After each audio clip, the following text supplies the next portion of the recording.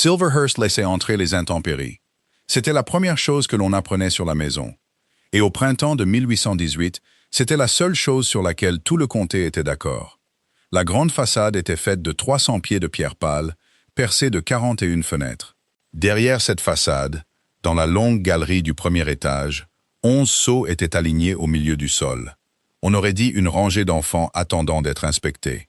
Quand il pleuvait, la galerie chantait. Ting, ting, ting, sur toute la longueur. Chaque seau produisait une note différente, selon son niveau de remplissage. Les servantes les vidaient 2 fois par jour. Personne n'avait réparé le toit au-dessus d'eux depuis 9 ans. Philippa Wickwell remonta l'allée de tilleuls d'1,5 kilomètre à pied. Il était 7 heures du matin, le 14 avril. Elle portait une boîte ficelée dans une main. Sous l'autre bras, elle tenait un paquet en toile de jute. Le paquet était plus lourd qu'il n'y paraissait. Elle avait marché depuis Wentbridge, à 7 miles de là. Elle était partie dans l'obscurité, car le transporteur demandait 8 pence, et elle ne possédait que 4 shillings au monde. Elle s'arrêta une fois, au tournant où les tilleuls s'écartaient, et regarda la maison. Elle était très belle, mais même à 300 mètres de distance, elle était aussi visiblement en train de mourir. Philippa pouvait voir l'affaissement de la ligne du toit à l'extrémité est. La pierre était devenue verte sous une gouttière cassée. Le verre coulait sur 2 étages, comme une tache sur un manteau. Elle avait été l'épouse d'un homme dont la maison avait un toit qui fuyait. Quiconque vit sous un toit percé n'arrête jamais vraiment d'écouter le ciel. Puis elle ramassa sa boîte et se dirigea vers l'arrière. La porte d'entrée d'une telle maison n'était pas pour elle, et ne l'avait jamais été. L'entrée des domestiques à Silverhurst se trouvait sous une arche. Il fallait descendre 4 marches usées et creusées. Philippa posa sa boîte sur les pavés et attendit qu'on la remarque. Et pendant qu'elle attendait, elle comptait les choses, comme toujours. 4 marches, 2 lanternes éteintes, une fenêtre de l'arrière-cuisine avec un carreau de papier huilé à la place du verre. Une maison vous dit la vérité par l'arrière. Vous devez être la nouvelle. Une femme se tenait sur le seuil. Elle avait un trousseau de clés à la hanche et une bougie qu'elle n'avait pas encore éteinte, bien qu'il fasse grand jour. Elle avait 60 ans, ou presque. Elle était large et droite, avec un visage qui ne donnait rien pour rien. Wickwell. Oui, madame. Madame Tier, la gouvernante. La bougie s'éteignit d'un souffle court. Vous avez marché? Oui, madame. Depuis Wentbridge. Madame Tier regarda ses bottes, qui étaient mouillées jusqu'aux chevilles. Puis elle regarda son visage, qui ne se plaignait pas. Quelque chose passa dans les yeux de la gouvernante et fut mis de côté pour plus tard. Entrez. Il y a du thé dans la théière. Il a trop infusé, mais il est chaud. Le couloir de la cuisine sentait la pierre et la vieille fumée. Philippa la suivit, passant devant l'office et un tableau de 31 sonnettes. Elles montèrent 2 volets d'escalier de service jusqu'à une chambre sous les toits. Un lit, une chaise, une table de toilette et une fenêtre de la taille d'un plateau repas. 8 livres par an, payés trimestriellement, dit Madame Tier. La bière, le thé, le sucre, 2 robes sont fournies. Vous vous levez à 5 heures. Vous faites la galerie, les chambres du nord, les escaliers de pierre et le sol de l'office. Le mardi, vous aidez avec le linge. Elle fit une pause. On a dû vous dire que la maison est grandiose. On m'a dit qu'elle était grande. C'est honnête. La bouche de Madame Tier bougea très légèrement. Elle est grande. Elle est aussi froide et elle fuit. Et il y a une chambre sur 20 que personne n'a ouverte depuis la mort du vieux duc. Vous prendrez un bout de bougie et rien de plus. Sa grâce les compte. Oui, madame. Savez-vous lire et écrire? Oui, madame. Madame Tier se tourna sur le seuil. Qu'y a-t-il dans la toile de jute? La main de Philippa se posa sur le paquet avant qu'elle ne puisse se retenir. C'était la seule chose non maîtrisée qu'elle avait faite de toute la matinée. Mon travail, dit-elle. Votre travail est de frotter le sol de la galerie. Alors c'est mon autre travail, madame, et il ne sera pas fait pendant vos heures. La gouvernante la jaugea, sans hâte et sans s'excuser. Quelque part en dessous d'eux, une sonnette se déclencha sur le tableau et s'éteignit. Veillez à ce que ce ne soit pas le cas, dit Madame Tier, et elle descendit. Philippa ferma la porte. Elle se tint au milieu de la petite chambre et laissa échapper son souffle, tout son souffle. Ses épaules redescendirent enfin, tendues depuis Wentbridge. Puis elle déballa la toile de jute. À l'intérieur se trouvait un carreau de dentelière, rond et dur, recouvert de lin bleu. Le tissu était pâli là où ses poignets l'avaient frotté pendant 11 ans. 48 fuseaux y étaient suspendus par leurs fils. Ils étaient en os et en bois, chacun lesté d'un anneau de perles de verre. Certaines perles appartenaient à sa mère, 2 à sa grand-mère. Elles étaient plus anciennes que la maison qu'elle venait de traverser. Elle posa le carreau sur la chaise, à la lumière de la petite fenêtre, et posa sa main à plat dessus. Puis elle descendit frotter les escaliers de pierre. La maison l'absorba comme de telles maisons absorbent n'importe qui. Complètement et sans s'en apercevoir. Au 3e jour, elle savait que M. Hindle, le majordome, était à Silverhurst depuis 42 ans, et qu'il avait une toux qu'il cachait derrière la porte de l'office. Elle savait que le feu de la cuisine était allumé à 4 heures, et que la laiterie était louée à un fermier, car il n'y avait pas d'argent pour l'exploiter. Elle savait que le duc de Pendrath partait à cheval à 6 heures et revenait à 9 heures, et qu'il ne prenait pas son petit déjeuner dans la salle à manger. Elle ne l'avait pas vu, elle ne s'attendait pas à le voir. Une femme de chambre à Silverhurst devait être sortie d'une pièce avant que la famille n'y entre. Et si elle échouait, elle devait se tenir contre le mur, le visage détourné. Ce n'était pas de la cruauté, mais de l'arithmétique. Il y avait 9 domestiques, là où il y en avait eu 30. Ce qu'elle voyait à la place, c'était la maison. Et la maison disait ce que personne ne disait à voix haute. L'humidité sur les corniches des chambres du nord, en forme de carte géographique. Le grand lustre du salon, enveloppé dans un sac de toile, car ses bougies auraient coûté 11 livres par nuit. Et dans la longue galerie, les 11 seaux.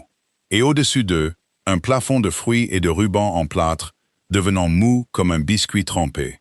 Le vendredi, Madame Thiers vint la trouver dans les escaliers avec un visage de dimanche. Laissez le sol. Lavez-vous les mains 2 fois. On vous demande à la lingerie. La lingerie s'étendait sur toute la longueur du couloir ouest.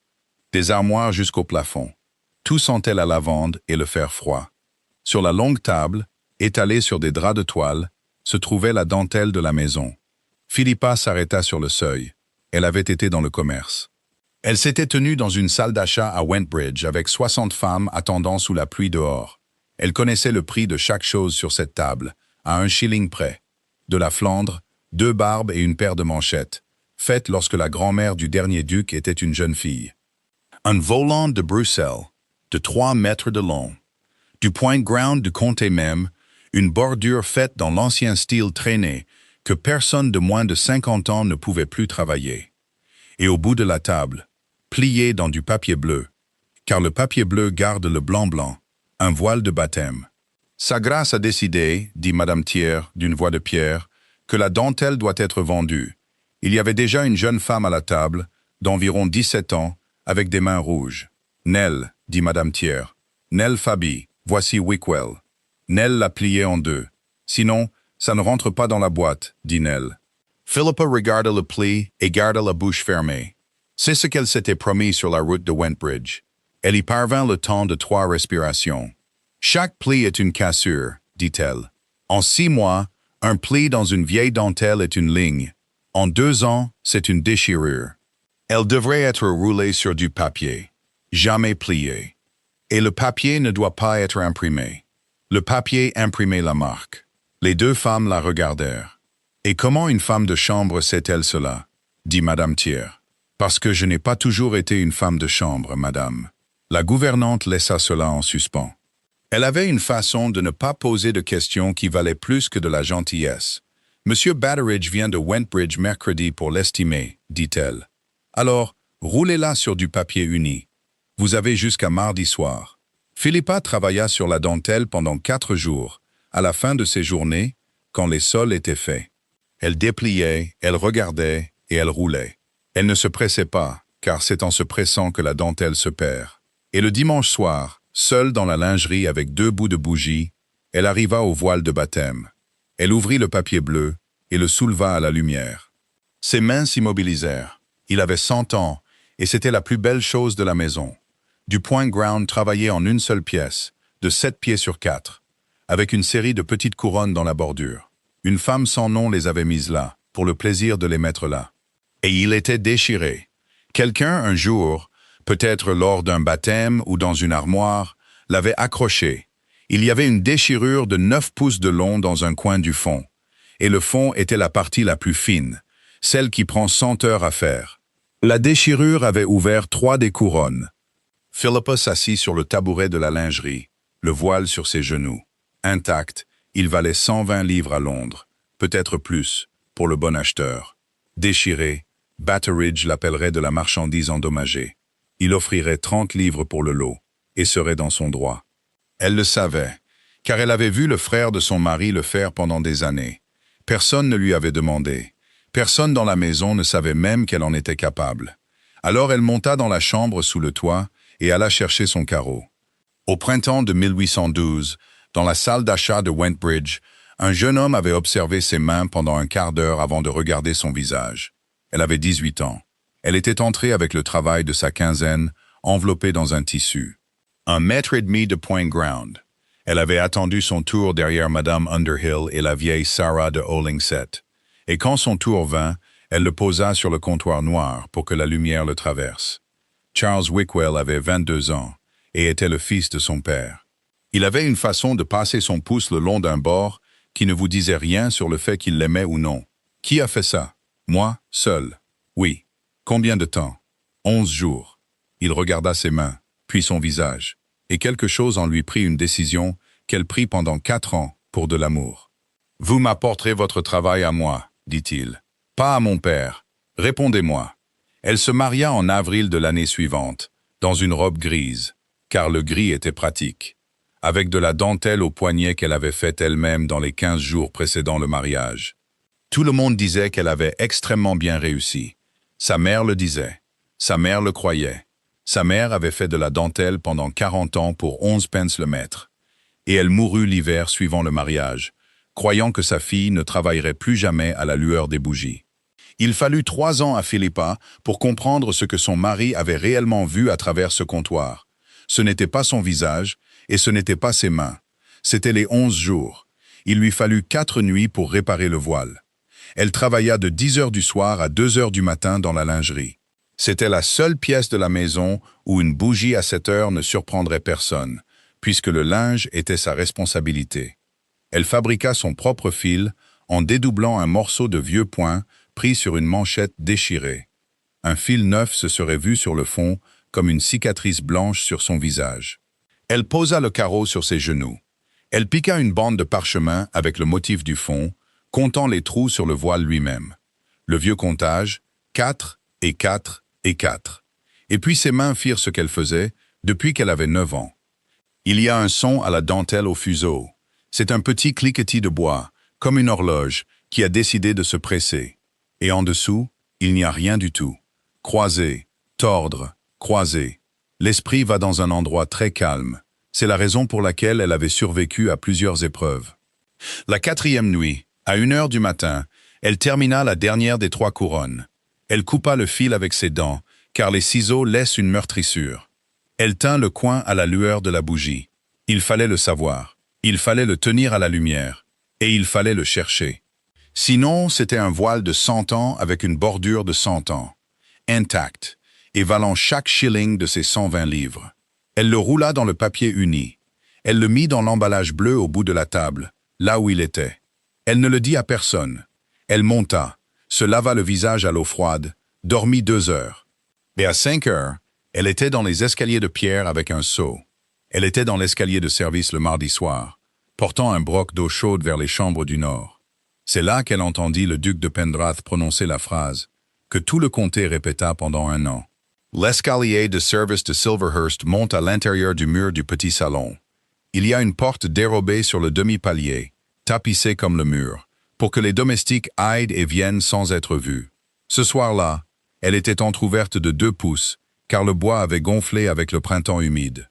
Philippa s'arrêta sur la marche en dessous du palier, le broc plein d'eau chaude dans les mains. « Et je vous l'ai dit une femme. « Pas 1 fois, 4 fois, Frédéric. J'ai écrit moi-même aux gens de Kildwick. Vous n'auriez pas dû. Quelqu'un doit le faire. Ce ne sera pas vous. » La voix de l'homme venait du fond de la pièce, près du feu. La cheminée lui donnait un écho creux, que la voix de la femme n'avait pas. La duchesse douairière de Pendrath avait une voix basse, posée. Le genre de voix qui ne s'élève jamais, parce qu'elle n'en a jamais eu besoin. Philippa l'avait vue 2 fois. Lucasta Anstruther a 26 ans. La douairière dit qu'elle a 30 000 livres et un père qui lui céderait les terres de Lark Hill pour se débarrasser de la tante. Elle est aimable avec vous depuis qu'elle a 19 ans. Savez-vous ce que le comté dit d'elle? J'imagine que vous êtes sur le point de me le dire. Ils disent qu'elle attend. Ils le disent depuis 7 ans. Ce n'est pas une chose gentille à dire d'une femme. Il y eut un silence. Dans le silence, un morceau de charbon tomba dans l'âtre. Le toit et ne tiendra pas un autre hiver, poursuivit la douairière. Monsieur Quesnel dit 4 000 livres. Monsieur Quesnel dit toujours moins que la vérité pour vous épargner. Les cottages de Hollingsett n'ont pas de toit digne de ce nom. L'hypothèque de votre père arrive à échéance en septembre, et Halcombe ne peut plus trouver les intérêts. Il y a 40 000 livres dans les fonds avec votre nom à 3 rangs de là. Frederick. Et un seul mot les débloque. Je sais ce qui les débloque, madame. J'ai lu l'acte quand j'avais 21 ans. Alors dites le mot. Non. Vous avez 32 ans. J'en suis conscient. Quelque chose fut posé sur une table, un verre ou un chandelier, avec beaucoup plus de soin que nécessaire. Alors, soyez franc avec moi. La voix de la douairière ne s'éleva pas. Elle devint plus plate, ce qui était pire. Quand? Et le duc de Pendrath dit, « Je ne me marierai jamais. » Philippa se tenait dans l'obscurité de l'escalier, le broc lui brûlant les paumes à travers le tissu. « Vous êtes en colère contre votre père, » dit enfin la douairière, « et il est mort depuis 6 ans, et il ne peut pas vous entendre. Cela n'a rien à voir avec mon père. Cela a tout à voir. Cela a à voir avec vous. » Sa voix était calme. C'est ce qui glaça le sang de Philippa. Il n'y avait aucune colère dedans. Vous êtes entré dans cette maison avec 40 000 livres quand vous aviez 19 ans. En 31 ans, il vous a posé une seule question. Il l'a posée à la balustrade de l'hôtel. Savez-vous que je ne l'ai jamais, pas une seule fois dans ma vie, entendu vous demander ce que vous pensiez de quoi que ce soit? Rien. Un long rien. Je ne le ferai pas. Il dit, je ne me tiendrai pas dans une église pour prendre l'argent d'une femme et appeler ça une famille. J'ai vu comment cela se fait dans cette maison. Cela se fait très poliment. Cela prend environ 30 ans. Une botte bougea sur la pierre du foyer, une fois, et s'arrêta. Silverhurst s'effondrera alors, les maisons s'effondrent, et les cottages de Hollingsett et Quesnel, et les 11 familles dont vous ne voulez pas augmenter les loyers parce que vous ne pouvez pas les regarder en face. Maintenant, enfin, quelque chose bougea dans la voix de la douairière. Ce n'était pas de la colère. Philippa, qui avait passé sa vie à écouter les voix à travers les portes, reconnut la peur quand elle l'entendit. « Vous préférez avoir raison, mon fils, qu'être utile. C'est peut-être vrai, c'est impardonnable. »« Oui, dit-il. Je l'ai pensé aussi parfois. » L'eau dans le broc était passée de chaude à tiède. Philippa descendit 2 marches en silence, puis 2 autres. Elle fit le tour par l'autre couloir, et les chambres du nord eurent leur eau avec 4 minutes de retard. Cette nuit-là, elle resta allongée dans le lit sous le toit, regardant le carré de ciel gris. Elle pensa à un homme qui laisserait une maison s'effondrer, plutôt que d'acheter une femme. Elle pensa qu'en 11 ans, elle n'avait jamais entendu un homme dire à voix haute qu'une femme n'était pas de l'argent. Puis elle pensa, et les toits s'effondrent sur les cottages de Hollingsett, qui ne sont ni à sa mère, ni à lui. 11 familles sur la route à la Saint-Michel. C'est un très beau principe, et c'est quelqu'un d'autre qui en paie le prix. C'est une chose étrange d'être en colère contre un homme à qui on n'a jamais parlé, parce qu'il a presque raison. Monsieur Batteridge arriva le mercredi à 10 heures dans un cabriolet.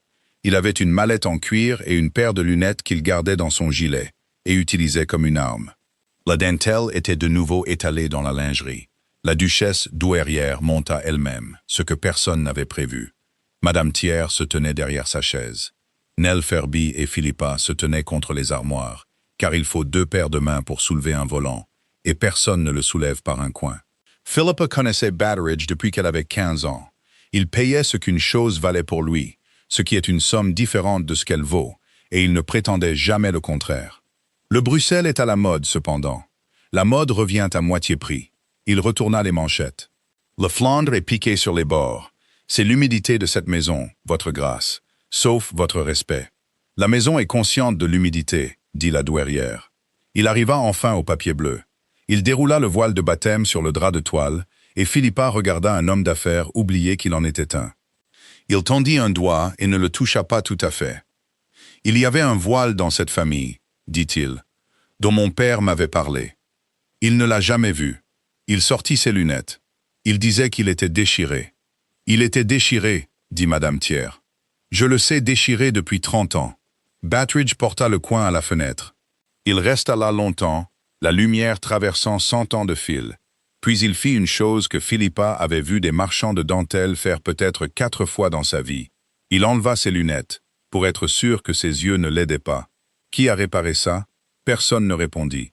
Quelqu'un a enlevé une déchirure de 9 pouces dans le fond et a remis 3 couronnes dans la bordure, dit Battridge. Avec du fil dédoublé. Pas du neuf. J'ai 29 femmes sur mes registres entre ici et la ville du comté. Il y en a 2 qui pourraient essayer. Il n'y en a aucune qui pourrait le faire comme ça. Il se retourna.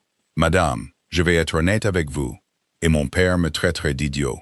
Déchiré, j'aurais offert 30 livres pour toute la table.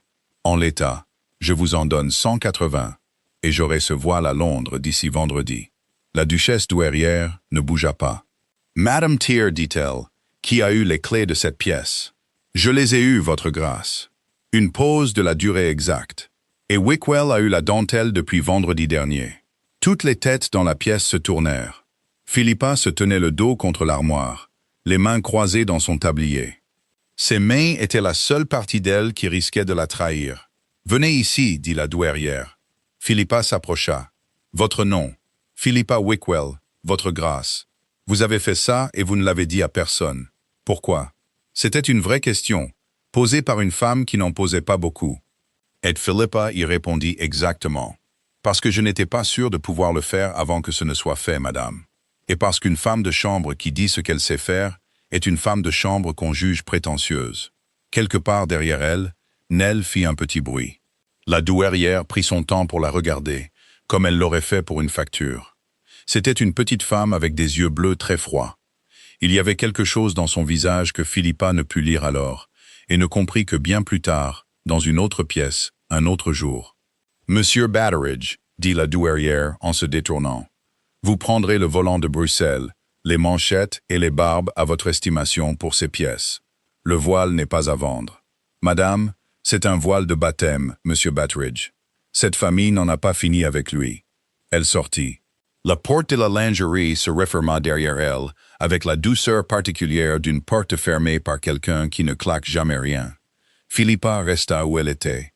Elle avait fait gagner 150 livres à cette maison en 4 nuits, et personne n'avait dit merci. Et elle ne s'attendait pas à ce que quelqu'un le fasse. Ce n'était pas ça qui rendait ses mains instables alors qu'elle roulait le voile dans son papier bleu. La chose était, cette famille n'en a pas fini avec lui. Jamais de sa vie elle n'avait appartenu à une phrase comme celle-là. « Wickwell, dit Madame Thiers, depuis le seuil. Les escaliers de pierre. Oui, madame. » Nous allons faire une très courte pause. Si vous ne voulez pas manquer les nouvelles histoires, veuillez vous abonner à la chaîne. La semaine qui suivit fut, dans le récit qu'en fit le comté par la suite, la semaine où le duc de Pendrath perdit la raison. Cela ne ressemblait à rien sur le moment. Cela ne ressemble jamais à rien. Le jeudi, Philippa était dans la longue galerie à 5 heures du matin, vidant les seaux 2 par 2 dans une bassine, quand elle entendit des bottes dans l'escalier et n'eut nulle part où aller. Elle se recula contre le mur près de la fenêtre, le visage tourné et la bassine à ses pieds. Le duc de Pendrath traversa toute la galerie dans son manteau d'équitation. Il était grand, les cheveux noirs, et ses yeux, dans cette lumière grise, étaient d'un étrange brun clair, presque de la couleur du miel pâle. Il s'arrêta au 4e saut. « Combien ?» Elle n'avait pas pensé qu'il parlerait. « 11, votre grâce. Il y en avait 9 à l'automne. Oui, votre grâce. Il y en a 2 de plus depuis le vent de mars. Un au-dessus de la 2e fenêtre, un au milieu, qui est le pire, car il traverse la guirlande de plâtre et emporte la dorure avec lui. » Il leva les yeux au plafond pendant peut-être 5 secondes. « Vous les videz 2 fois, 3 fois quand il pleut comme lundi. Personne ne vous a demandé de le faire 3 fois. Non, votre grâce. » Il ne dit rien d'autre. Il continua le long de la galerie et, à la porte, il s'arrêta et regarda en arrière. Pas elle, mais la ligne de seaux. Puis il disparut, et elle ramassa la bassine et sentit son cœur battre comme un oiseau dans une boîte, ce qui l'agaça extrêmement. Le vendredi, elle eut son après-midi de congé et descendit à pied à Hollingshead. Le village se composait de 11 cottages, d'une forge et d'une ruelle avec un ruisseau au fond. 6 femmes étaient assises devant leur porte dans la lumière de l'après-midi, leurs carreaux sur les genoux. La lumière du jour est gratuite, les bougies non. Leurs fuseaux cliquetaient comme une petite pluie. Philippa s'assit sur la marche à côté de Madame Underhill, qui avait 71 ans, et regarda. « 4 pence, dit Madame Underhill, sans qu'on le lui demande. 4 pence le mètre, et il ne prendra pas plus de 3 mètres par semaine maintenant. C'était 1 shilling et 6 pence quand j'étais jeune marié. Le tulle mécanique de Nottingham. Ils font en 1 heure ce qui me prend 15 jours, et les dames ne voient pas la différence à 10 pieds.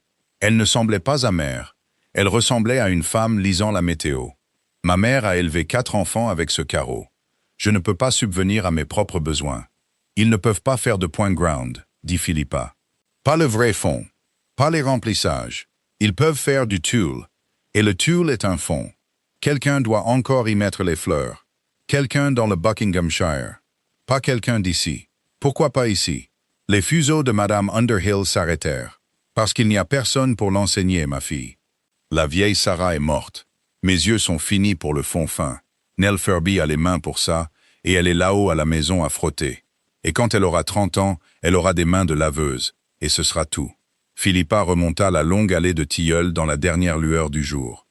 Elle pensait à 6 femmes dans une ruelle, faisant 4 pence le mètre pour un homme de Wentbridge qui le vendait à Londres pour 2 shillings.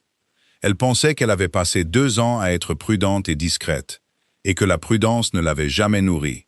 Au moment où elle atteignit l'arche et les 4 marches creuses, elle avait tout construit dans sa tête, pièce par pièce, fille par fille.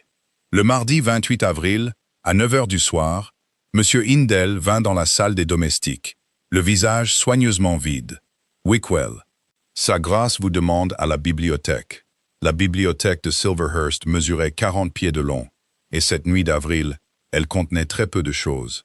Un chandelier, un feu qui avait été laissé mourir jusqu'à ses braises, un homme debout au bout d'une longue table avec un papier dessus. Philippa s'arrêta juste à l'intérieur de la porte, les mains toujours devant elle, et attendit comme on lui avait appris à le faire à 15 ans. « Fermez la porte, s'il vous plaît, » dit le duc. « Ce n'est pas une conversation pour un couloir. » Elle la ferma. Quelque part en bas dans la maison, une horloge sonnait 9 heures, et elle continua de sonner pendant un temps qui sembla déraisonnablement long. « Savez-vous ce que c'est » Il posa un doigt sur le papier. « C'est une copie du contrat de mariage de ma mère, fait en l'an 86. Il y a une clause à la 2e page que je connais par cœur depuis que j'ai 21 ans. 40 000 livres dans les fonds à 3%, établis à son mariage, à verser au fils aîné du mariage lors de son propre mariage. » Il leva les yeux. L'avocat de mon grand-père n'a pas jugé nécessaire de préciser avec qui. « Votre grâce, je ne pense pas que vous devriez me dire ça. » « Non, très probablement pas. » Il contourna la table, sans s'approcher, et se tint une main sur le dossier d'une chaise. C'était une habitude qu'elle lui avait remarquée quand il voulait dire quelque chose de difficile sans bouger. « On me dit depuis 3 ans que je dois me vendre pour empêcher la pluie d'entrer dans ma propre maison. J'ai refusé dans un langage dont je ne suis pas fier, à une femme qui méritait un meilleur langage. J'ai dit à ma mère il y a 1 semaine que je ne me marierais jamais. Vous étiez dans l'escalier de service. » Le visage de Philippa ne laissa rien paraître. Elle avait 11 ans de pratique. « Il y a une marche dans cet escalier qui parle, » dit-il. « La 7e. Quiconque était dessus s'est arrêté quand j'ai commencé et est parti quand j'ai fini. Je portais de l'eau, votre grâce. Je sais ce que vous portiez. » Ce fut calme un moment. Vous êtes dans cette maison depuis 15 jours. Pendant ce temps, vous avez réparé 100 ans de travail en 4 nuits, avec votre propre fil, à vos propres heures. Vous n'avez rien dit à personne. Vous videz 11 seaux 3 fois par jour quand on vous en a demandé 2. Vous avez marché jusqu'à Hollingshead lors de votre après-midi de congé, ce qui est une course de 7 miles, pour le plaisir de vous asseoir sur une marche avec de vieilles femmes. Qui vous a dit ça? Madame Thiers me dit tout. Elle l'a toujours fait, et imagine que je ne sais pas qu'elle le fait. Il se tourna et regarda la fenêtre noire, où il n'y avait rien à voir que la pièce derrière lui. « Je vais mal dire la chose, » dit-il. « Alors je la dirai simplement. J'ai besoin d'être marié. Pas à une fortune. J'ai une fortune à 3 rangs de mon nom et un acte qui ne me laissera pas y toucher tant que je serai célibataire. Je n'irai pas à Kildwick acheter sa fille, car j'ai observé cet arrangement dans cette maison toute ma vie, et je sais précisément ce qu'il en coûte à la femme. J'ai donc passé une semaine à chercher une façon honnête de faire une chose qui paraît malhonnête. Il se retourna. « Madame Wickwell, voulez-vous m'épouser » Le feu bougea. Une des bougies avait un défaut et coulait d'un côté. « Vous auriez 400 livres par an, établis à votre nom, quoi qu'il advienne de nous par la suite, » dit-il. « La maison de Larkhill est petite mais saine, et elle serait entièrement à vous. » Mise entre les mains de Halcombe, avant la publication des bans. On ne vous demanderait pas d'être autre chose que ce que vous êtes. On vous demanderait de vous tenir dans une église pendant 20 minutes et de signer un registre, c'est tout. Je ne vous offre pas d'affection, car je n'en ai à offrir à personne. Et je préfère vous insulter avec la vérité que vous flatter avec l'autre chose. Philippa se rendit compte qu'elle avait compté. 3 secondes. 4. Puis-je parler, votre grâce? Je le souhaiterais. Non, dit-elle. Il ne bougea pas. Elle s'était attendue. Elle ne savait pas à quoi elle s'était attendue. Les hommes qui sont refusés font généralement quelque chose de leurs mains. J'ai été mariée à 19 ans, dit-elle. Mon mari était le fils d'un acheteur de dentelle à Wentbridge. Ce n'était pas un homme cruel, et il n'a jamais levé la voix sur moi en 3 ans et 7 mois. Il m'a vu à travers un comptoir avec 1,5 mètre de point ground dans les mains. Et il m'a posé 3 questions. Qui l'a fait, seul? Combien de temps? Sa voix était parfaitement stable, ce qui lui coûta quelque chose. Il ne m'a jamais posé la 4e question, votre grâce. Et je ne l'ai pas remarqué pendant 3 ans, parce que j'étais trop occupée à être reconnaissante. Quelle était la 4e question? N'importe quoi à mon sujet. Elle le regarda. Vous m'avez offert 400 livres par an, une maison, la vérité. C'est plus qu'il ne m'a jamais donné. C'est plus honnête que tout ce qu'on m'a offert dans ma vie. Et c'est la même chose. Vous m'avez dit ce que je vaux pour vous. Tout le monde me dit ce que je vaux. Aucun de vous ne m'a jamais demandé ce que je veux. L'horloge finit de sonner quelque part. Le feu se tassa. Je vois, dit-il. Je doute, votre grâce. Et je ne dis pas ça pour vous blesser. Elle était vaguement consciente qu'elle parlait à un duc dans sa propre bibliothèque à 9 heures du soir, et qu'elle marcherait très probablement vers Wentbridge le matin avec une boîte ficelée. On se moquerait de vous d'ici à la ville du comté. Vos fermiers diraient, le duc a épousé la femme de chambre pour son propre argent. Et ils auraient raison. Et dans 11 ans, vous me regarderiez à travers une table et verriez 40 000 livres. Je sais comment ce regard commence. On me l'a déjà jeté. Vous croyez que j'en viendrai à vous mépriser. Je crois que vous en viendriez à vous mépriser vous-même, et que je serai juste à côté. Il ne répondit pas tout de suite. Puis il fit la chose qui la défit bien plus tard, quand elle eut le temps d'y penser. Il inclina la tête exactement comme il l'aurait fait à Lady Lucasta Anstruder dans un salon. « Merci de me l'avoir dit en face, » dit-il. « Très peu de gens le font. Allez vous coucher, Madame Wickwell. Rien dans votre position ici n'est changé. Et si Madame Tyr est difficile avec vous, dites-lui que j'ai dit que l'affaire était la mienne et non la vôtre. » Elle sortit de la pièce, longea le couloir, monta 2 volets d'escalier de service. Sur le dernier palier, ses jambes la lâchèrent. Elle s'assit sur la marche du haut dans le noir, les mains sur le visage. Elle ne pleurait pas. Elle n'avait pas pleuré depuis le mois de novembre de l'an 16. Elle tremblait, parce que pour la première fois en 6 ans, quelqu'un avait voulu quelque chose d'elle et lui avait dit l'exacte vérité sur le pourquoi. Et elle avait dit non, et elle avait eu raison de dire non. Et les 2 faits reposaient dans sa poitrine, côte à côte, comme des pierres. Elle s'était mariée un mardi d'avril de l'an 13, dans une église de Wentbridge avec 11 personnes dedans et de la pluie aux fenêtres. La maison où Charles Wickwell l'emmena était au-dessus de la salle d'achat. 3 pièces et un escalier qui sentait le cuir des registres de son père. Pendant les 6 premiers mois, elle se crut la femme la plus chanceuse du comté. Il était doux avec elle, de la manière désinvolte d'un homme qui a d'autres affaires en tête. Il aimait faire monter des hommes de la salle d'achat pour la voir à son carreau. Et il se tenait derrière sa chaise pendant qu'il regardait ses mains. 11 jours, disait-il. 7 pièces. 11 jours, messieurs. C'est dans la 2e année qu'elle commença à comprendre l'arithmétique de sa propre vie. Elle travaillait de 6 heures du matin à 10 heures du soir, avec 3 heures de pause pour la maison et la cuisine. Son travail allait dans les colis de la firme pour Londres et y était vendu comme du Wickwell. L'argent allait à la firme, car les gains d'une femme appartenaient légalement à son mari. Quand la firme fut à court d'argent l'hiver de l'an 15, ce fut le travail de sa quinzaine qui paya les intérêts du prêt de son père. Et Charles dit, « Nous nous en sommes sortis », et lui baisa le sommet de la tête. Elle a pris la forme de la phrase. « Nous nous en sommes sortis. Nous allons très bien nous en sortir.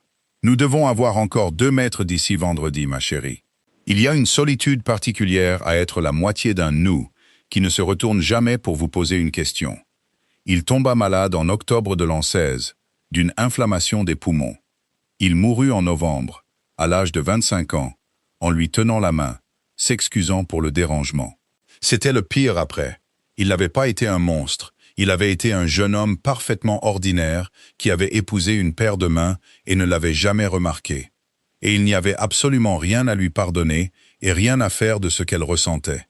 Son frère Abel reprit la firme dans la quinzaine, car il n'y avait ni testament, ni contrat, et rien à son nom. Abel Wickwell avait 30 ans, et une façon de lui parler qui était scrupuleusement polie, et la laissait debout dans le couloir. « Vous voudrez aller chez les gens de votre mère », lui dit-il le 4e jour. « Il y a la boîte à ouvrage et vos vêtements. Les piquages restent. Les modèles sont le stock de la firme, Philippa. Vous le savez aussi bien que moi. » Elle n'avait rien dit. Elle était montée et avait pris son carreau. Elle avait mis ses propres fuseaux dans son tablier, un par un, 48 d'entre eux. Puis elle était sortie de la maison de Wentbridge à 9 heures du matin avec un paquet en toile de jute et 4 shillings. Elle avait 22 ans. Elle avait fait, selon ses propres calculs par la suite, quelques 600 livres de dentelle en 3 ans et 7 mois. Et elle possédait un carreau et les perles de ses fuseaux. La duchesse douairière la fit venir à 10 heures le lendemain matin. Son salon était à l'extrémité sud, au-dessus du jardin de fleurs, et c'était la seule pièce chaude de la maison. Philippa comprit aussi l'arithmétique de cela. Une pièce chaude et 11 seaux. « Asseyez-vous. Je préfère rester debout, votre grâce. »« J'en suis sûr. Asseyez-vous. » Philippa s'assit sur le bord d'une chaise. La douairière la regarda par-dessus un ouvrage qu'elle ne faisait pas. « Mon fils me dit qu'il vous a fait une offre de mariage hier soir et que vous l'avez refusée. Oui, votre grâce. Vous me pardonnerez si je trouve cela difficile à croire. Je ne peux rien faire à ce que vous croyez, madame. Non. » La douairière posa le cadre de côté. « Savez-vous que j'ai réfléchi toute la nuit, et je ne peux pas décider laquelle de 2 choses vous êtes. Soit vous êtes une idiote, ce qui ne correspond à rien de ce que j'ai vu de vous. Soit vous êtes extrêmement intelligente, et vous l'avez refusé une fois, pour être demandé à nouveau dans une position plus forte. C'est une pensée très laide, madame. J'ai 71 ans et j'ai vécu en société pendant 50 d'entre eux. Je suis obligé d'avoir des pensées laides, et elles sont généralement correctes. » Elle le dit sans chaleur, comme une femme qui énonce son métier. « Je vous donnerai 50 livres et une lettre de recommandation de ma propre main qui vous placera dans n'importe quelle maison de ce comté. Et vous partirez vendredi. » Philippa regarda le feu. « Non, merci. Votre grâce. 60. Vous pourriez m'offrir 600 livres, madame. Et je dirais la même chose. » Elle garda les mains immobiles sur ses genoux. « On m'a déjà payé pour me faire sortir d'un seuil. Je partirai quand je n'aurai plus de travail ici, et pas avant. Je suis désolé. Je sais que ce n'est pas la réponse que vous vouliez. » Pendant 3 respirations, la duchesse douairière de Pendrath ne dit rien du tout. « Vous l'avez refusé, dit-elle enfin. Et maintenant vous me refusez. Vous êtes très libre de vos refus pour une jeune femme avec 4 shillings. C'était 5 shillings et 3 pence ce matin, madame. J'ai été payé pour le trimestre. » Quelque chose se passa au coin de la bouche de la vieille femme. Ce fut parti avant d'être vraiment arrivé. « Comprenez-moi, dit la douairière. 11 familles à Hollingsett vivent sous des toits que mon mari n'a pas réparés et que mon fils ne peut pas réparer. Il y a une somme d'argent à 3 rangs de son nom qui arrangerait toutes ces choses en 18 mois. Il ne tendra pas la main pour la prendre. Il a construit un principe à partir de ma vie sans jamais me demander si je souhaitais que ma vie soit utilisée à cette fin. Sa voix ne s'éleva jamais. Je me fiche de ce que le comté dit de moi. On parle de moi depuis que j'ai 19 ans. Mon père vendait du charbon. Ce qui m'importe, c'est que lorsque je mourrai, il ne restera rien de ce pourquoi j'ai payé. » Philippa comprit alors ce qu'elle avait vu dans la lingerie et n'avait pas pu lire. Ce n'était pas du mépris. La duchesse douairière avait peur, et elle avait peur depuis très longtemps, seule dans une pièce chaude. « Madame, dit Philippa, puis-je dire une chose qui ne me regarde pas? Vous semblez en dire beaucoup. Votre fils n'a pas construit ce principe à partir de votre vie pour vous insulter. Il l'a construit parce qu'il vous a observé et ne pouvait pas le supporter. Elle se leva. S'il a tort, madame, vous êtes la seule personne vivante qui puisse le lui dire. Pas moi, je suis la femme de chambre. Elle était à la porte quand la douairière parla de nouveau. Wickwell. Le voilà, oui, votre grâce. Où l'avez-vous appris? Ma mère, madame, et sa mère. Hollingshead et les villages environnants étaient des pays de dentelle avant les machines. La moitié des vieilles femmes de cette ruelle auraient pu l'enseigner il y a 40 ans. Et maintenant, dit Philippa, il reste une femme à moins de 20 miles qui peut travailler le vrai point ground. Et elle se tient sur votre seuil avec une brosse à récurer. Et quand ses yeux la lâcheront, ce sera fini. Elle attendit un moment. Personne ne dit rien, alors elle descendit et fit les escaliers de pierre. Il lui fallut 2 jours pour l'écrire. Elle l'écrivit dans la lingerie après 10 heures du soir, au dos de 4 vieilles feuilles d'inventaire, car le papier coûtait de l'argent. Puis elle demanda à M. Hindel 5 minutes du temps de sa grâce. M. Hindel prit une lente inspiration par le nez et dit qu'il verrait. On lui accorda midi le vendredi, dans le bureau du domaine. C'était une petite pièce brune près de l'armurerie, avec une carte de la propriété au mur et les registres de 140 ans sur les étagères. Le duc était là. M. Kennel, l'intendant, aussi, ce à quoi elle ne s'attendait pas. Et elle décida en 4 secondes que c'était une bonne chose plutôt qu'une mauvaise, car on peut discuter de chiffres avec un intendant. « Madame Wickwell, dit le duc, vous me vouliez. Je veux la pièce au-dessus de la buanderie, votre grâce. » Il se renversa en arrière. M. Quesnel posa sa plume. « Continuez. Elle fait 30 pieds sur 18. Elle a 4 fenêtres au sud, et il n'y a rien dedans qu'un métier à tisser cassé et 40 ans de pigeons. Elle posa ses 4 feuilles d'inventaire sur la table, bien alignées, comme elle avait autrefois posé de la dentelle sur un comptoir noir. Je veux 6 filles de Don, de Hollingshead et des Cottages de Silverhurst, de 11 à 20 ans. Je veux leur apprendre le vrai point ground et les remplissages. Les machines de Nottingham ne peuvent pas les faire et ne les feront pas de mon vivant. Le tool est un fond, votre grâce. Quelqu'un doit toujours y mettre les fleurs. Et le coût?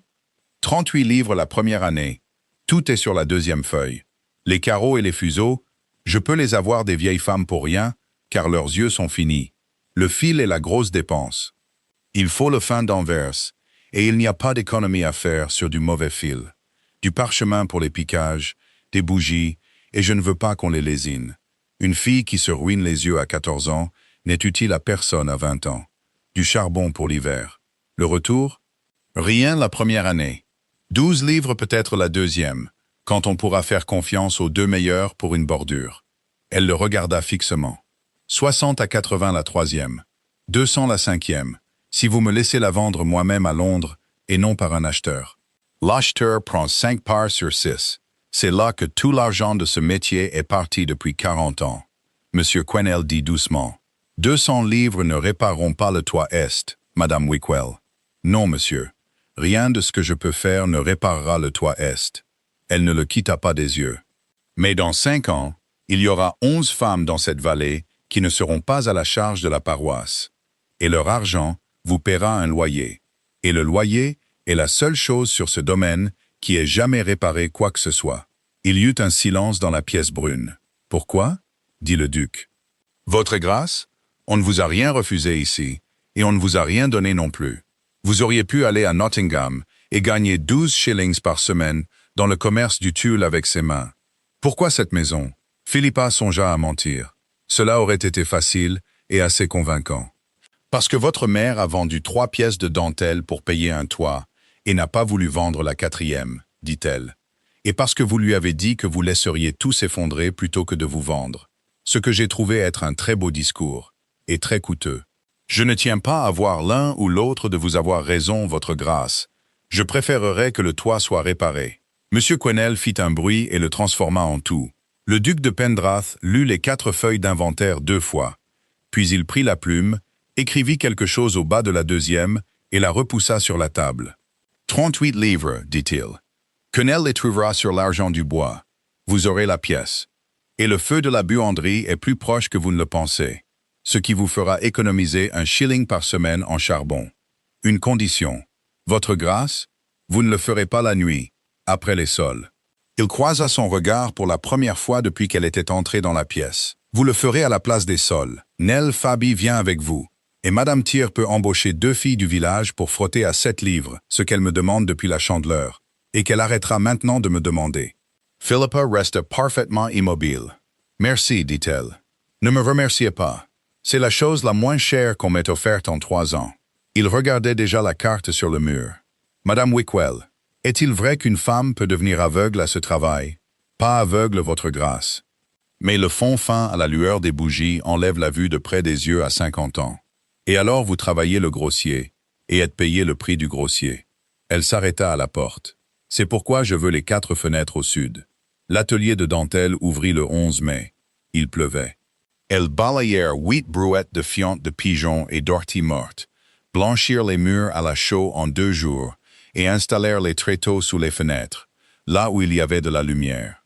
6 filles vinrent parce que Madame Underhill parcourut la ruelle et dit à 6 mères que la nouvelle femme de la maison avait réparé le voile de baptême. Et dans un village de dentellières, c'est une recommandation qu'aucun avocat ne pourrait écrire. Nell Fabi avait 17 ans et des mains comme sa grand-mère. Elle pleura le 2e jour parce qu'elle n'arrivait pas à faire le croisé-tordre et était certaine d'être stupide. Kitty Ferraby était sa cousine, 11 ans, et l'apprit en un après-midi et fut insupportable pendant 15 jours.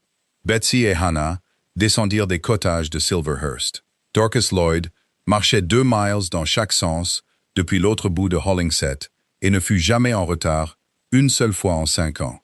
Et Madame Underhill s'asseyait dans le coin près de la fenêtre avec ses yeux inutiles, écoutant. Et elle leur disait quand leur rythme était faux, sans jamais voir le carreau. « C'est 4 quand ça devrait être 6, disait-elle à une fille à 6 pieds de distance. « Recommence, ma petite. » Le comté entendit parler de l'atelier de dentelle avant que la chaux ne soit sèche, et en fit ce que le comté fait de tout. On dit que le duc de Pendrath avait refusé catégoriquement la fille de Kildwick, et qu'il avait monté une manufacture, comme un homme de Nottingham. On dit, la 2e semaine de juin, qu'il y avait une jeune veuve à Silverhurst, avec beaucoup de cheveux et aucune réputation. On dit que la douairière savait et n'avait rien dit. C'était la partie la plus étrange de toutes. Rien de tout cela n'atteignit le grenier de la buanderie. 6 filles étaient assises sous 4 fenêtres orientées au sud, dans l'odeur de la chaux fraîche, et les fuseaux maintenaient leurs petits cliquetis secs. Philippa Wickwell marchait de long en large derrière elle, disant les 3 seuls mots qu'elle ait jamais dits dans cette pièce. Encore. Plus lentement. Bien. Il vint 2 fois sur le seuil en 5 semaines. La première fois, il resta là un quart d'heure sans parler, regardant Kitty Ferraby faire une longueur de 2 pouces de fond, puis s'en alla. La 2e fois, il amena M. Quesnel et dit « Regardez la lumière ici ». Dès la voix d'un homme qui avait perdu une discussion et ne s'en souciait pas. Aucune des 2 fois il ne regarda Philippa plus longtemps qu'il n'en faut pour être poli. Une femme qui refuse un homme dans une bibliothèque à 9 heures du soir n'a pas à se soucier du temps qu'il la regarde par la suite. Elle se le répétait environ 4 fois par jour. L'orage éclata le 21 juin, venant de l'ouest, 1 heure après minuit. Philippa se réveilla à un son qu'elle connaissait, mais ne put identifier pendant 3 secondes. C'était la galerie qui chantait, mais faux. 11 notes était devenu un déversement continu, le son de l'eau qui avait cessé de tomber dans le métal et avait commencé à tomber sur le sol. Elle descendit les escaliers de service en chemise, avec un châle par-dessus et ses bottes délacées. Et elle n'était pas la première. Nell était là. Madame Tyr était là en bonnet de nuit, tenant une lampe, ne disant absolument rien. Le milieu de la longue galerie s'était effondré.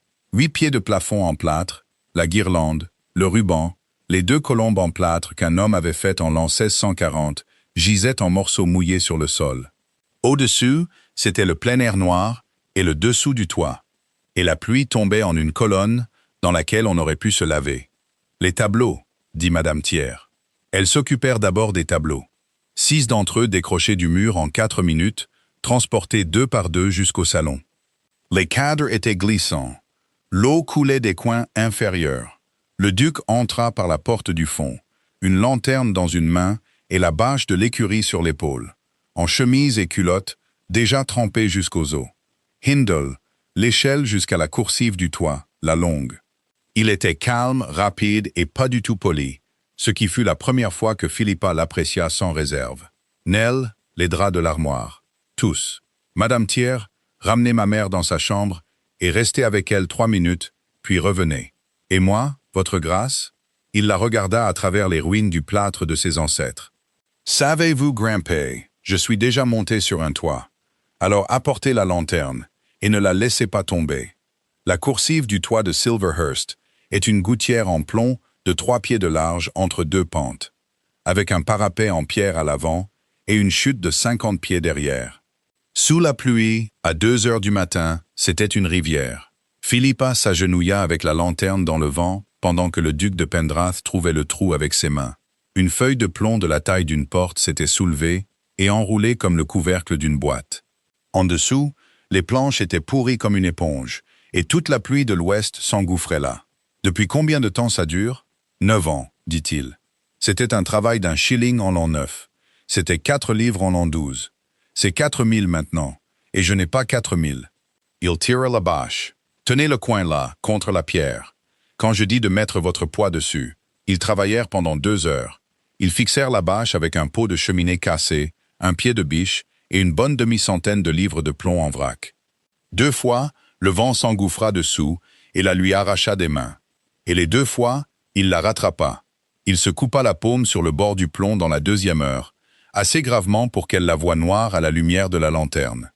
Il l'enveloppa dans son propre foulard avec ses dents et continua.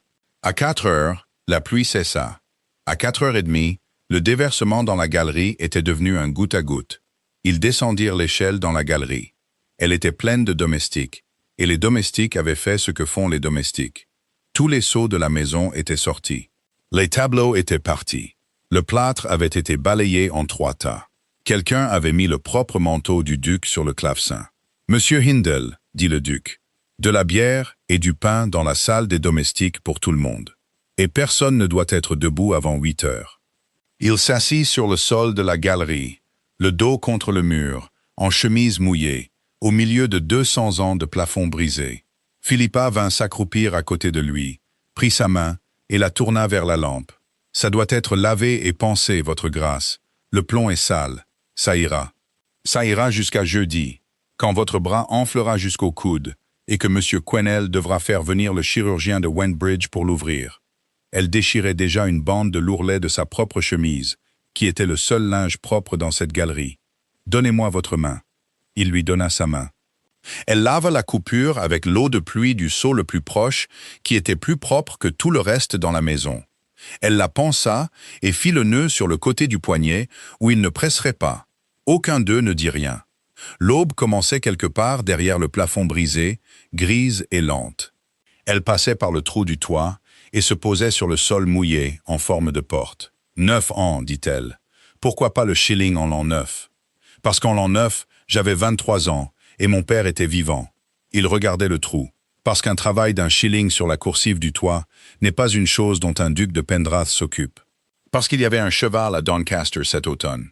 Ah, vous ne dites rien. Il n'y a rien à dire, votre grâce. Chaque famille que j'ai connue a un shilling en l'an 9. Il rit. Ce fut une seule syllabe, et cela les surprit tous les deux.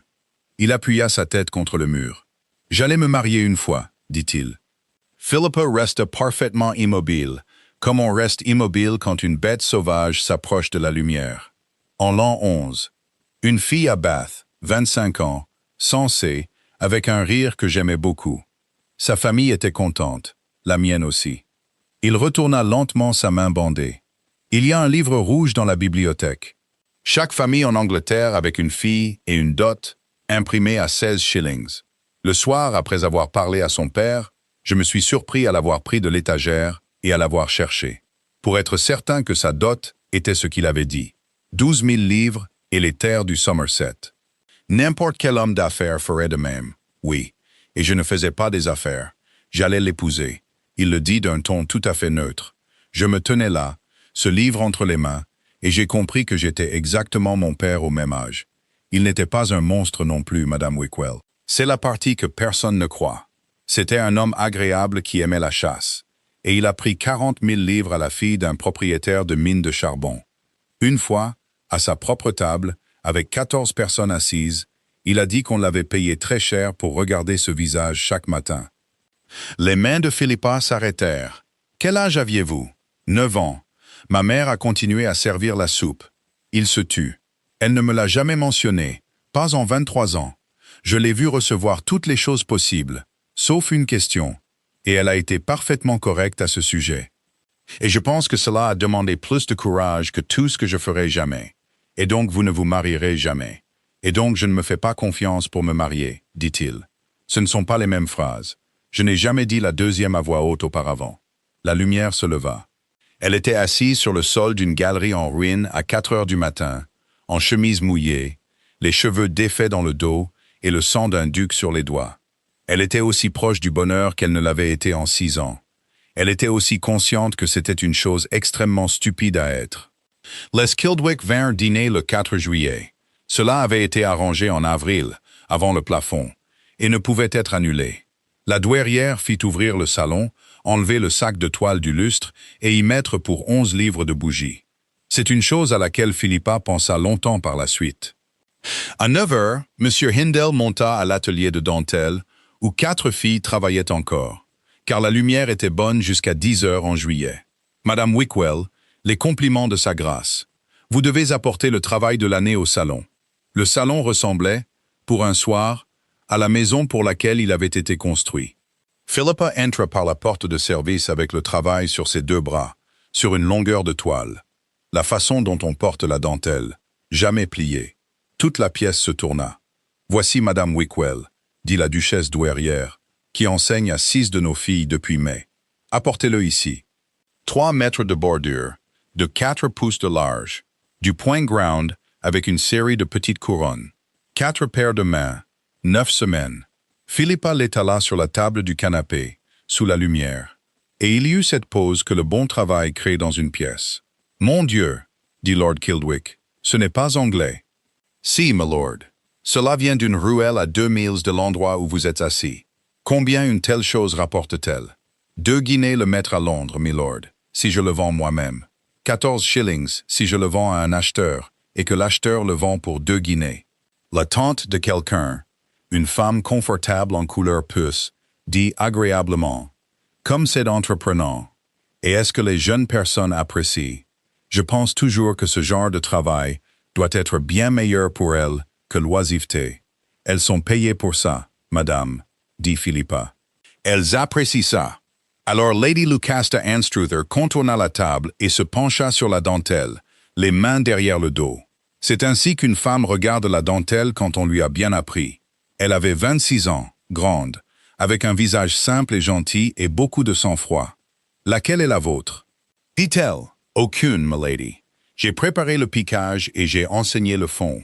Chaque point sur cette table a été fait par une fille qui ne pouvait pas tenir un fuseau en avril. »« C'est une très bonne réponse, » dit Lady Lucasta. « Et je ne vous crois pas. » Elle sourit. « Puis-je venir voir l'atelier? Pas ce soir. Demain, quand tout le monde sera parti, et que personne ne sera charmant. » De l'autre côté du salon, le duc de Pendrath se tenait les mains derrière le dos. La coupure dans sa paume s'était refermée en une cicatrice blanche. Il ne dit rien du tout, et Philippa ne le regarda pas. Lady Lucasta vit qu'elle ne le regardait pas. Philippa comprit, 3 secondes trop tard, que ne pas regarder un homme à travers une pièce est plus bruyant que de le regarder. Elle vint à 10 heures le lendemain matin, en habit d'équitation, envoya son palefrenier aux écuries et monta l'escalier de la buanderie sans se plaindre. Elle s'assit pendant une demi-heure sur un tabouret près de la fenêtre, pendant que 6 filles faisaient semblant qu'elle n'était pas là. Elle posa à Kitty Faraby 2 questions sensées et admira la bordure de Dorcas Lloyd sans jamais dire le mot « charmant ». Puis elle dit « Madame Wickwell, marchez jusqu'au portail avec moi. » Et elles marchèrent. « Je serai directe, dit Lady Lucasta, parce que je suis trop vieille pour être autre chose, et je n'ai personne à ménager. Vous savez ce que dit le comté. Je ne l'écoute pas, milady. Vous devriez. Il a presque toujours raison sur les faits, et presque toujours tort sur les raisons. » Elle fouetta l'herbe haute avec sa cravache. « J'attends Frederick Pendrath depuis avant mes 20 ans. Je ne l'ai jamais dit. Il ne me l'a jamais demandé. Cela a été arrangé autour de nous deux par d'autres personnes pendant 7 ans, comme on arrange la météo. Milady, laissez-moi finir, car je ne le dirai pas 2 fois. Sa voix ne changea pas. Savez-vous ce que c'est d'être une femme que tout le monde sait qu'elle attend? C'est être une blague avec un nom. Chaque hôtesse de ce comté m'a placé à côté de lui pendant 7 ans pour voir si c'est l'année. Je ne suis pas amoureuse de lui. On ne m'a jamais permis de savoir si je pourrais l'être. Et s'il épouse quelqu'un d'autre, je serai la femme qui a attendu dans chaque salon où j'entrerai jusqu'à ma mort. Elles avaient atteint le portail. Elle s'arrêta là. Et j'ai peur de ça, dit-elle. Bien plus que je n'ai peur de vous. Philippa se tenait les mains dans son tablier et se rendit compte qu'elle n'avait rien d'intelligent à dire, ce qui était aussi bien. Il ne me demandera pas en mariage, dit Lady Lucasta. Il l'aurait fait il y a 4 ans s'il en avait eu l'intention. Je le sais depuis l'hiver, et mon père non, et je ne le lui ai pas dit. Car tant que mon père espère, je suis au moins une femme avec une perspective. Elle remit son gant. Je vais vous dire la chose utile maintenant, et puis je partirai. S'il vous épouse, on se moquera de lui à chaque table de ce comté. Il ne s'en souciera pas. C'est la difficulté. Il ne s'en souciera pas du tout, et vous devrez le regarder ne pas s'en soucier pendant 30 ans. Et vous vous en soucierez chaque jour. Je sais, dit Philippa. Oui, je m'en doutais. Lady Lucasta monta sur son cheval depuis le montoir près du portail, sans aide, et arrangea sa jupe. Envoyez-moi 2 mètres de votre bordure, pas comme un cadeau. Je paierai 2 guinées le mètre comme n'importe qui d'autre, et je dirai à toutes les femmes que je connais d'où elle vient. Et vous pouvez mettre mon nom dans votre carnet si cela vous est utile. Ce sera d'une grande utilité, milady. Alors nous ne sommes ni l'une ni l'autre des idiotes. Elle tourna le cheval. J'espère que vous savez qu'il n'a pas parlé à une femme comme il vous parle depuis l'an 11. Il ne le sait pas. Les hommes ne le savent jamais. Abel Wickwell arriva le 19 juillet dans une chaise de poste louée, avec un avocat nommé Trentham à ses côtés et une mallette en cuir sur les genoux. On les fit entrer dans le bureau du domaine, car M. Hindell avait 30 ans de jugement et ne les mit pas dans le hall. On fit venir Philippa à 3 heures. Elle se lava les mains, enleva son tablier, le remit et descendit. « Philippa, dit Abel en se levant. Il avait grossi et il y avait du gris à ses tempes. Vous avez l'air en forme, Monsieur Wickwell. Ce n'est pas la peine de faire ça. Si, c'est tout à fait la peine, dit-elle. Vous avez fait venir un avocat sur 7 miles dans une chaise de poste louée. Monsieur Trentham ouvrit sa mallette, étala ses papiers avec beaucoup de soin et expliqua la situation d'une voix plate d'homme qui a expliqué de nombreuses situations. Les piquages, dit-il, les parchemins de modèles, étaient le fonds de commerce de Wickwell et fils de Wentbridge, valorisé dans l'inventaire fait à la mort de Charles Wickwell en l'an 16. Les dessins dessus étaient la propriété de la firme. Il était parvenu à la connaissance de son client que Madame Wickwell enseignait maintenant ses dessins dans cette paroisse et vendait le produit pour un gain. On avait conseillé à M. Wickwell qu'il avait une réclamation à la fois sur les dessins et sur un compte de tous les fonds reçus depuis l'an 17. « Combien ?» dit le duc de Pendrath depuis la fenêtre. Personne ne l'avait entendu entrer. M. Trentham se leva assez rapidement. « Votre grâce, 230 livres, calculées jusqu'à la Saint-Jean, sans préjudice. Sur quelle preuve dites-vous que les dessins sont à vous? L'inventaire, votre grâce. Et si je puis me permettre, le fait qu'on nous ait écrit de cette maison. » La pièce devint très silencieuse. Philippa ne se retourna pas. Elle regardait le visage d'Abel Wickwell, et Abel Wickwell regardait le sol. Et cela lui dit que M. Trentham avait dit quelque chose qu'on lui avait dit de ne pas dire. « Je vois, » dit le duc. Il traversa la pièce et s'assit au bout de la table, sans se presser. « Madame Wickwell, mon homme d'affaires est à Wentbridge. Il peut être ici pour 6 heures, et ce monsieur peut s'adresser à lui. Merci, votre grâce. Je préférerais le faire moi-même. Vous avez le droit d'être conseillé. Je le suis, et je l'ai été pendant 11 ans, par chaque homme qui m'a acheté quelque chose. » Elle se tourna vers la table. « Monsieur Trentham, puis-je voir le piquage que vous dites être à vous? » Il fut heureux de le faire. C'était la raison pour laquelle il l'avait apporté. Il déplia une bande de parchemin de 18 pouces de long, brune à force d'être manipulée, piquée de tous les fins trous du fond, le motif dessiné à l'encre entre eux. Elle le regarda. Puis elle demanda à Nell Faraby, qui se tenait devant la porte où elle n'avait rien à faire, de monter à l'atelier de dentelle et de chercher une bande de parchemin neuf, un piqueur, une règle et de l'encre. « Que fait-elle » dit Abel. Personne ne lui répondit. Philippa s'assit au bout de la table du bureau du domaine, devant un duc, un intendant, un avocat et le frère de son mari. Elle posa la règle le long du parchemin. Puis elle refit le motif de mémoire avec ses mains. Cela prit 19 minutes. Personne dans la pièce ne parla pendant tout ce temps. Il y avait le petit son sec du piqueur traversant la peau et, une fois, depuis la cour, un garçon appelant un chien. 4 et 4 et 4. Croiser, tordre, croiser. Sa mère lui avait conté ce fond à voix haute dans un cottage à Hollingshead quand elle avait 9 ans. Sa mère l'avait appris d'une femme née en l'an 41. Aucune d'elles n'avait jamais possédé un parchemin de sa vie. Elle posa le piqueur, souffla la poussière et retourna la nouvelle bande sur la table pour qu'elle fasse face à M. Trentham. Puis, elle la posa contre la sienne. « Voilà, dit-elle. Maintenant, vous en avez 2. » M. Trentham se pencha sur eux, ses lunettes à mi-nez. Ils sont identiques. Ce sont les mêmes motifs, monsieur, faits par les mêmes mains. J'ai fait ce piquage en l'an 14, dans la pièce au-dessus de la salle d'achat à Wentbridge, à 11 heures du soir. L'encre sur le vôtre est la mienne. Elle se renversa en arrière. Vous pouvez le garder. Ramène-le à la maison, Abel, et prends celui-ci aussi. Je peux en faire un autre avant dimanche. Et Nell Ferabi aussi. Et Kitty aussi, qui a 11 ans. C'est la chose que votre père n'a jamais comprise, et que vous n'avez jamais comprise. Ce n'était jamais sur le parchemin. L'horloge du bureau les toisait. 230 livres, dit Abel Wickwell à la table. La firme est en train de couler, Philippa. Le tulle nous a achevés. Père est assis dans la salle d'achat toute la journée, et personne ne monte l'escalier. Je le sais. Tu aurais pu rester. Il leva les yeux, et il y avait une réelle perplexité dedans, et quelque chose de pire en dessous. Tu avais un foyer, j'avais un atelier, dit Philippa, et un homme dedans qui était très gentil avec moi, et ne m'a jamais demandé ce que je voulais. Je ne suis pas parti parce que je vous détestais. Je suis parti parce qu'il n'y avait rien à moi dans cette maison, sauf mes mains, et j'ai découvert que je pouvais les emporter. Ils partirent dans la chaise de poste louée à 5 heures, avec 2 piquages identiques dans la mallette en cuir et pas d'argent. Philippa ne monta pas à l'atelier de dentelle. Elle alla à l'extrémité sud de la maison, frappa à la porte de la pièce chaude et entra sans qu'on le lui demande 2 fois. « Vous avez écrit à Wentbridge, dit-elle. La duchesse douairière de Pendrath posa l'ouvrage qu'elle ne faisait pas. Je l'ai fait en mai, la semaine après qu'il vous ait demandé en mariage. Elle ne prit pas la peine de détourner le regard. J'ai écrit au beau-frère, car une femme qui a été épouse dans un commerce a toujours laissé quelque chose derrière elle, et je souhaitais savoir ce que c'était.